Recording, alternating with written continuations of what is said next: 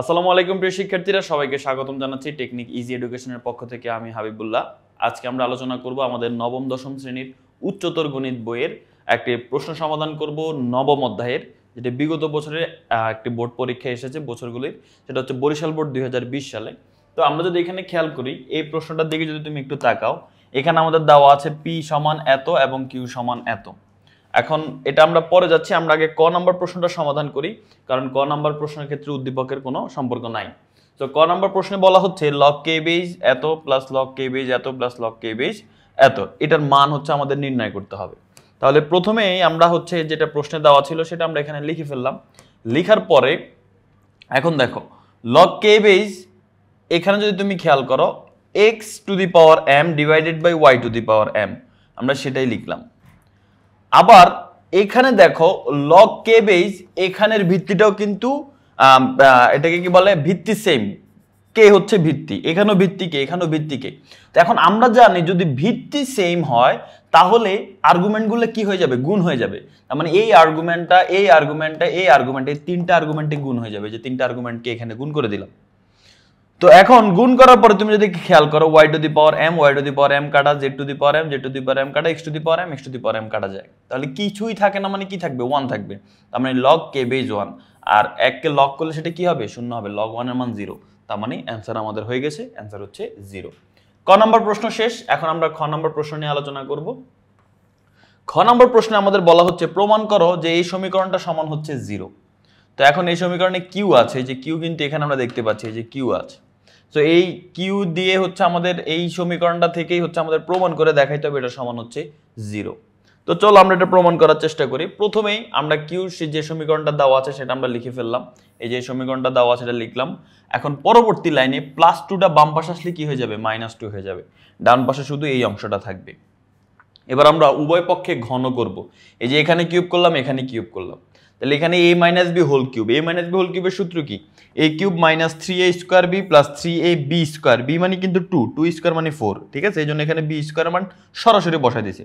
a cube minus 3a square b plus 3ab square minus b cube, minus b cube মানে কি, -2 cube, 2 cube মানে হচ্ছে 8, এই জন্য এখানে 8 বসাই দিয়েছে সরাসরি, ঠিক আছে। আচ্ছা, এবার আসো ডান পাশে। ডান পাশে a প্লাস বি হোল কিউবের সূত্র এখানে আমরা দিব। তো এখানে আমরা দিব যে হচ্ছে a কিউব প্লাস, এই যে দেখো a কি এখানে 3, আচ্ছা হ্যাঁ, এখানে 3 স্কয়ার আসছে কিভাবে দেখো, a cube plus b cube, দেখো a প্লাস b হোল কিউবের সূত্র এখানে আমরা যেটা অ্যাপ্লাই করব, এই যে দেখো a প্লাস b হোল কিউবের সূত্র এখানে অ্যাপ্লাই করব, a cube plus b cube plus 3ab into a plus b। এখন এখানে আমাদের a কে, a হচ্ছে 3 টু দি পাওয়ার 2/3, পুরোটাই কিন্তু a। তাহলে এখন সূত্রতে তো হচ্ছে এর উপর কিউব আছে, তার মানে এটার উপর কিউব দিতে হবে।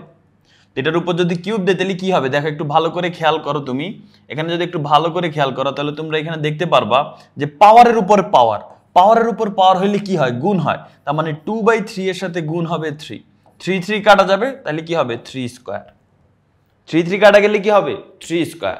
আচ্ছা, তাহলে এটা হচ্ছে a কিউবের মান, a কিউবের মান হলো 3 স্কয়ার, এই জন্য এখানে 3 স্কয়ারে বসেছে। আচ্ছা, এরপরে হচ্ছে কি b কিউব।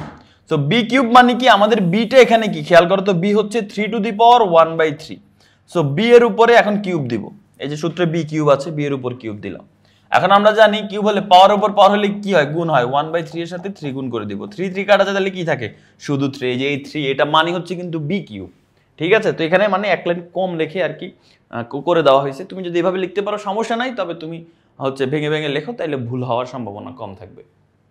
ওকে, এরপর হচ্ছে প্লাস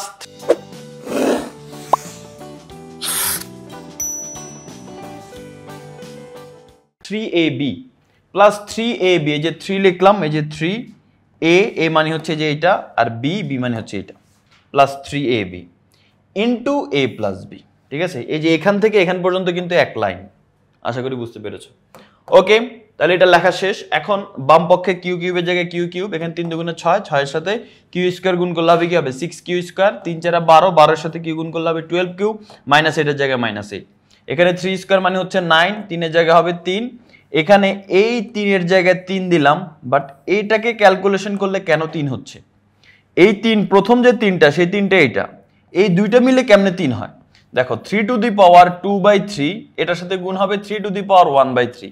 আমরা জানি ভিত্তি সেম, এখানেও ভিত্তি 3 এখানেও ভিত্তি 3, তো গুণ হলে পাওয়ার কি হয়, যোগ হয়। 2/3 এর সাথে যোগ হয়ে যাবে 1/3। এখন 3 যোগ করার ক্ষেত্রে দেখো লসাগু 3 আর 3 এর লসাগু কি হয়, 3ই হয়। এবার লসাগুকে হর দিয়ে ভাগ, 3 কে 3 দিয়ে ভাগ করলে হয় 1, 1 এর সাথে 2 গুণ দিলে 2 একে 2, প্লাস 3 কে 3 দিয়ে ভাগ করলে হয় 1, 1 এর সাথে 1 গুণ করলে লব 1 এর সাথে 1 গুণ করলে 1 হবে। তার মানে 3 আর 1 যোগ করলে 3, নিচে হচ্ছে 3, 3 কে 3 দিয়ে ভাগ করলে 1 হবে। তার মানে 3^1 মানে কি 3। তার মানে এটা যেই কথা, আসলে 3^1 মানে 3 একই কথা। তো এই জন্য এই যে এইটাকে শুধু 3^1 মানে 3 বসাই দিস। আশা করি বুঝতে পেরেছো। এবার বাকি যে অংশটা, এটার মান তুমি দ্বিতীয় লাইনে দেখো, এই যে এটার মানটা আসলে কি q-2। এই জন্য এই যে এইটার মান আমরা যদি একটু খেয়াল করি, এই যে এইটার মান পরের লাইনে এই যে q-2 বসাই দিস, এই যে এটার মান q-2 বসানো হয়েছে। আশা করি ক্লিয়ার হয়ে গিয়েছে। এবার আসো পরবর্তী অংশে আসি। পরবর্তী অংশে এখানে বাম পক্ষে যা আছে তা লিখলাম, ডান পাশে 9 আর 3 যোগ করলে 12, এখানে 3 আর 3 গুণ করলে 9, q-2। এরপরে বাম পক্ষে যা আছে তা, এখানে 12 এর জায়গায় 12, 9 এর সাথে q গুণ করলে 9q, 9 এর সাথে -2 গুণ করলে হবে -18। এরপরে বাম পক্ষে যা আছে তা, 9q এর জায়গায় 9q, 12 থেকে 18 বিয়োগ করলে হবে -6। এরপরে বাম পক্ষে যা আছে তা এতটুক, এবার +9q বাম পক্ষে আনলে -9q, -6 বাম পক্ষে আসলে +6 = 0। q কিউবের জায়গায় q কিউব, 6q স্কয়ার জায়গায় 6q স্কয়ার, 12q থেকে 9q বিয়োগ করলে হবে 3q, -8 আর +6 করলে হবে -2 = 0। প্রমাণিত। তো আমাদের এই প্রশ্নটাও কিন্তু সমাধান হয়ে গেছে, খুবই সহজ ছিল। এটাও কিন্তু আশা করি তোমরা ক্লিয়ার হয়ে গিয়েছো। এটা প্রমাণ করতে বলছিলে, যে এটা সমান 0 প্রমাণ করতে বলছিল, প্রমাণ হয়ে গেছে। এবার পরবর্তী প্রশ্নে বলা হচ্ছে পি এর মান 2 হলে এক্স এর মান নির্ণয় করো। পি বলতে কি, এই যে এই সমীকরণটা, এই যে এখান থেকে এখান পর্যন্ত এই পুরাটার মান যদি 2 হয়, তাহলে আমাদের এক্স এর মানটা কত হবে সেটা নির্ণয় করতে বলছে। তো যেহেতু পি এর মান 2 বলছে, এই যে দেখো, তাহলে এই যে পি এর মান হচ্ছে এইটা, আবার প্রশ্নে বলছে পি এর মান 2 হলে, তার মানে এইটার মান হবে 2। এই যে দেখো, এইটার মান হচ্ছে 2। আচ্ছা, এখন 2 হলে এখন আমাদের এখান থেকে এক্স এর মান নির্ণয় করতে হবে। তো এখান থেকে আমরা এখন এক্স এর মান নির্ণয় করার চেষ্টা করব। তো এখন এখান থেকে যদি আমরা এক্স এর মান নির্ণয় করি, তাহলে এটা আমরা কিভাবে করতে পারি সেটা হচ্ছে আমরা একটু দেখার চেষ্টা করি। দেখো, এখানে log 5 base 24 plus √x² minus 14x plus 50 equal to. এখন আমরা যদি লগকে সরাইতে যাই, তোমরা সবাই জানো, যেমন log b base x equal to 2 যদি হয়, মানে 2 বা হচ্ছে মনে করো y, এটা y ধরলাম, ঠিক আছে, y যদি হয়, তাহলে কি হবে জানো, লগকে যদি সরাইতে যাই তাহলে ভিত্তিকে আমি ঠিক রাখবো b কে, তবে b এর উপর যে মানটা x কে আমি নিব না, y কে নিয়ে আসবো, মানে সমান চিহ্নের পরে যে থাকবে তাকে নিয়ে আসবো x এর জায়গায়, আর x কে নিয়ে যাব তার জায়গায়।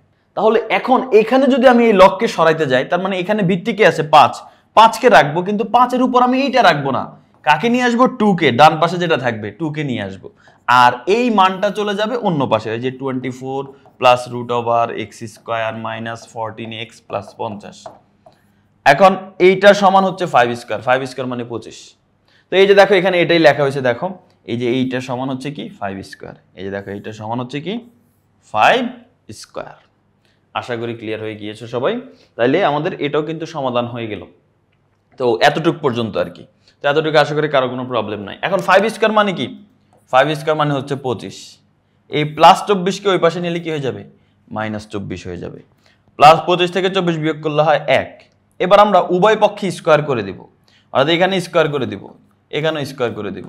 তাহলে উভয় পক্ষে যদি স্কোয়ার করি, স্কোয়ার আর রুট কাটা যাবে, এখানে এটাই থাকবে। এখানে 25 থেকে 1 বিয়োগ করলে 1² মানে 1 আর কি, উভয় পক্ষে বর্গ। ওকে, বাম পক্ষে যা আছে তা, এখানে 1 এর জায়গায় 1, এই যে পরের লাইনটা এখানে আছে, এখানে এই প্লাস একটা বাম পাশে কি হয়ে যাবে, -1 হয়ে যাবে। 50 থেকে 1 বিয়োগ করলে কি হবে, 49 = 0। এবার দেখো, x² কে আমি x² লিখলাম, এই 49 কে আমি 7² লিখলাম, 7 7 49, 7² মানে 49। আর মাঝখানে 24x কে দেখো -2x7, এই যে এখানের x আর এখানে 7। এখন এটা বসালে সূত্রটা মিলে, আবার কিন্তু সমস্যাও হয় না, কেন, কারণ 7 × 14, 14 এর সাথে x গুণ করলে হবে 14x, এই জন্য -2 × 7 × x আমরা এখানে লিখলাম। তাহলে এখন এতটুকু আমি কি লিখতে পারি, x - 7² কারণ a² - 2ab + b² a - b², x - 7²।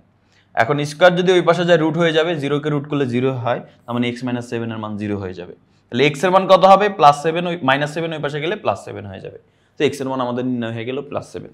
আশা করি এই ম্যাথটা তোমরা সবাই বুঝতে পেরেছ। এর মাধ্যমে আমাদের এই সৃজনশীল প্রশ্নটা সম্পূর্ণ সমাধান হয়ে গেল। ইনশাআল্লাহ পরবর্তীতে আরেকটা ভিডিওতে তোমাদের সাথে দেখা হবে। সেই পর্যন্ত সবাই ভালো থাকো, সুস্থ থাকো। আল্লাহ হাফেজ, আসসালামু আলাইকুম।